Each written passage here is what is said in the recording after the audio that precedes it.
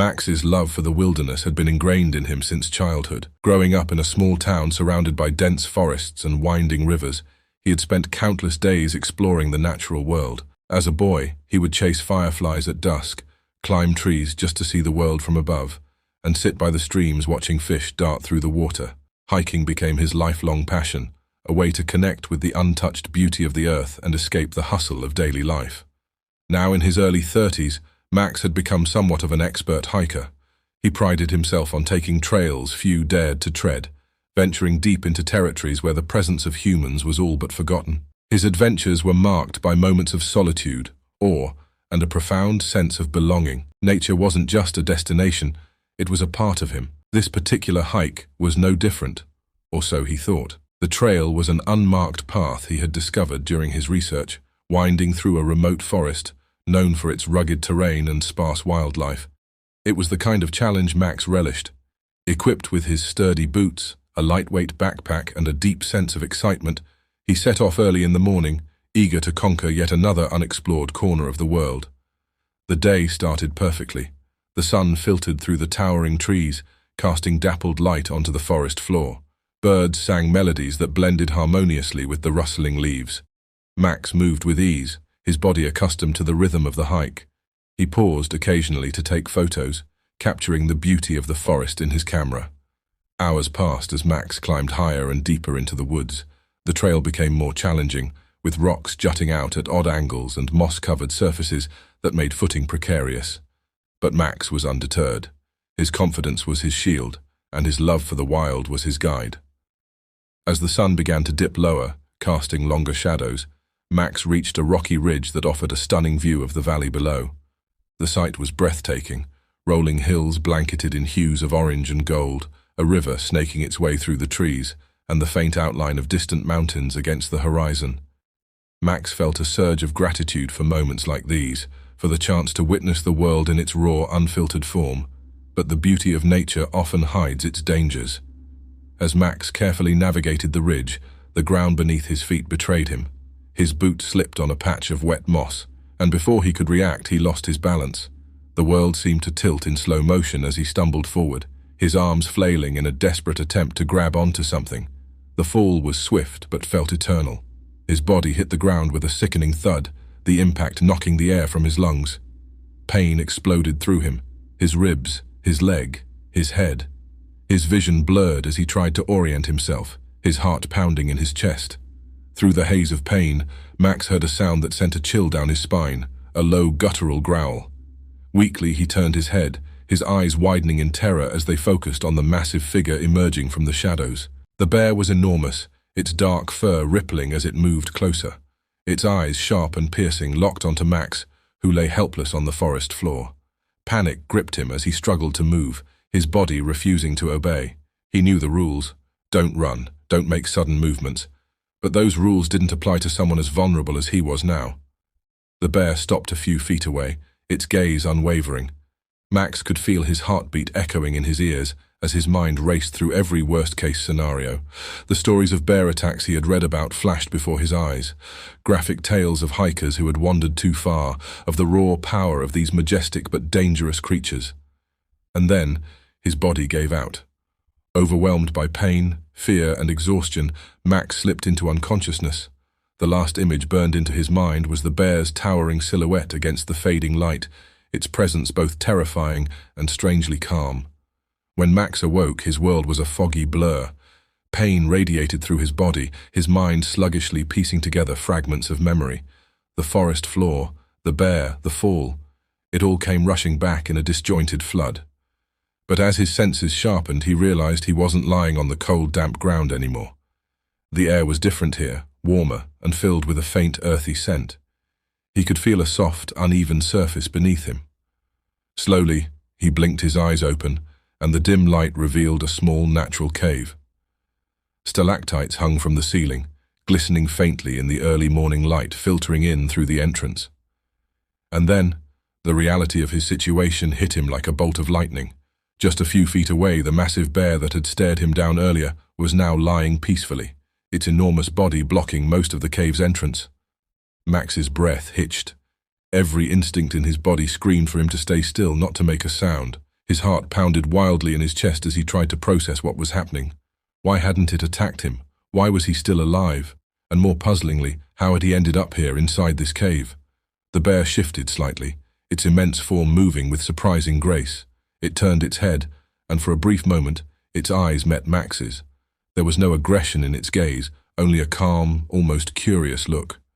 That was when Max noticed something astonishing. His clothes, which had been soaked and cold, were now dry and warm. He tried to move, testing his body's limits. Pain flared in his leg, a sharp, stabbing sensation that confirmed his suspicions of a serious injury. His ribs ached with every breath, but they didn't feel broken. Despite his pain, he felt alive, and that alone seemed miraculous. The bear rose, its massive frame filling the cave. Max froze, his muscles tense, bracing for the worst. But instead of attacking, the bear simply ambled over to a corner of the cave, where a small pile of berries and roots lay.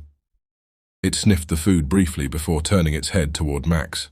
To his utter disbelief, the bear nudged the pile of food closer to him with its snout, as if offering it to him. Max stared in shock, his mind racing. What kind of behavior was this? Bears were known for their unpredictable nature, but this was something else entirely. As the bear settled back near the entrance of the cave, Max hesitantly reached for a few berries. He was starving, and though he had no idea how safe they were to eat, his hunger overpowered his caution. The berries were tart, but edible, and they gave him a much-needed burst of energy. Sitting there, nibbling on the food provided by a creature that could have easily killed him, Max's thoughts drifted back to a cold winter day years ago. He had been on a similar hike, deep in another forest, when he stumbled upon a bear cub barely clinging to life in the snow. Its small body had been trembling, its fur matted with ice. Without thinking, Max had built a fire and stayed with the cub for hours, warming it and feeding it scraps of food from his pack. Eventually, he had followed the faint tracks of the cub's mother, carefully returning the little one to safety. The memory of that day had faded over time, overshadowed by countless other hikes and adventures, but now, sitting here in this cave, it all came rushing back with startling clarity. Could it be? Could this bear, now fully grown, be that same cub he had saved? The idea was almost too incredible to believe, but as he looked into the bear's eyes again, something clicked, a sense of recognition, of familiarity. The hours passed slowly, the bear remaining a silent but ever-present companion. Max alternated between resting and watching the creature, his fear gradually giving way to awe. The bear's behavior wasn't random, it was deliberate, protective even. It stayed near the entrance, occasionally venturing outside, but always returning to check on him. Night fell, and the cave grew colder. The bear, sensing the drop in temperature, moved closer to Max. Its massive body radiated warmth, and though every rational part of Max's mind told him to stay away, his survival instincts won out. He leaned closer to the bear, letting its fur shield him from the biting cold. As he drifted in and out of sleep, Max couldn't help but marvel at the surreal nature of his situation. This wasn't just a random act of nature, it was something deeper, something almost unpurposeful. By the time dawn broke, Max knew he couldn't stay in the cave any longer. His injuries, though painful, weren't life-threatening, and he needed to find his way back to civilization. Slowly, he tried to rise, his movements careful and deliberate. The bear watched him, its dark eyes following his every move. When Max finally stood, leaning heavily on the cave wall for support, the bear rose as well. For a moment Max feared it might block his exit, but instead it stepped aside, clearing a path for him. Max hesitated, turning to look at the creature one last time. He felt an overwhelming surge of gratitude, coupled with a strange sense of loss. "Thank you," he whispered, his voice barely audible. The bear made a low, rumbling sound, a sound that Max chose to interpret as acknowledgement. And with that, he stepped out into the forest, the morning sun casting a warm glow on his face. But his journey wasn't over yet. The wilderness was vast and unforgiving, and Max knew he had miles to go before he reached safety. Yet as he limped away from the cave, he carried with him a newfound sense of wonder.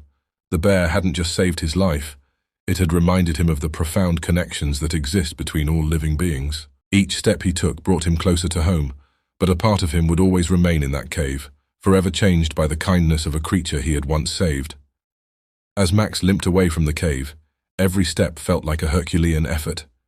His injured leg throbbed with each movement, the sharp pain threatening to slow him to a crawl. He leaned heavily on a sturdy branch he had found outside the cave, using it as an improvised crutch. The forest, though beautiful, seemed endless, and he couldn't shake the feeling of vulnerability that clung to him like a second skin. The bear had watched him leave.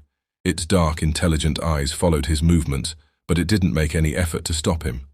That look, however, stayed with Max. It wasn't just the gaze of a wild animal. It was a silent acknowledgement, a wordless goodbye from a creature that had saved his life. As he ventured deeper into the forest, Max couldn't help but glance over his shoulder now and then, half expecting the bear to be following him. But the forest remained quiet, save for the rustling of leaves and the occasional chirping of birds. He knew he needed to focus on survival now. His injuries were serious, and the trail to safety wasn't marked by any signs or clear paths. He had to rely on his instincts, his limited supplies, and sheer determination. The irony wasn't lost on him. He had always considered himself a skilled outdoorsman, someone who could handle the challenges of the wild, but this experience had humbled him. Hours passed as he trudged forward, stopping occasionally to rest. He used his time wisely, scanning his surroundings for edible plants or signs of water. His energy was dwindling fast, and he knew dehydration could become a serious threat. Despite the challenges, he felt a strange sense of calm. It was as if the memory of the bear's kindness gave him the strength to keep going. As the day wore on, Max's mind wandered back to the events that had unfolded.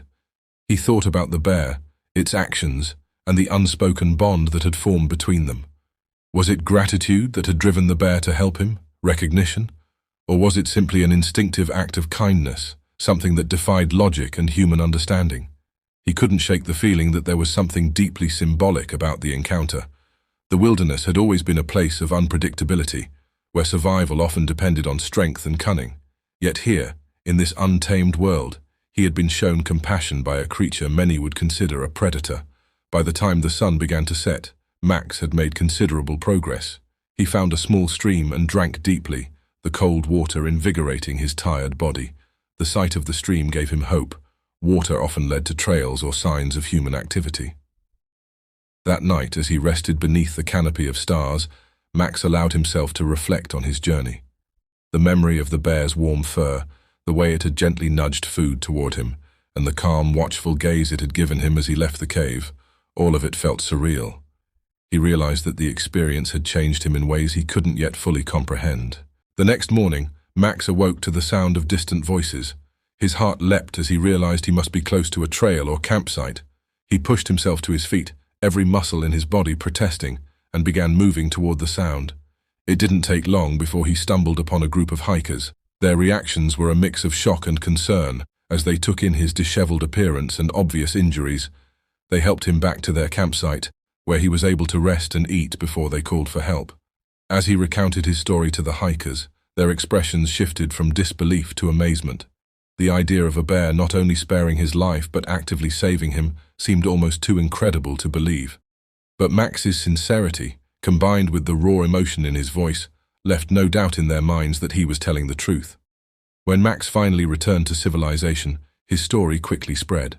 Friends and family were astonished, and news outlets soon picked up the tale.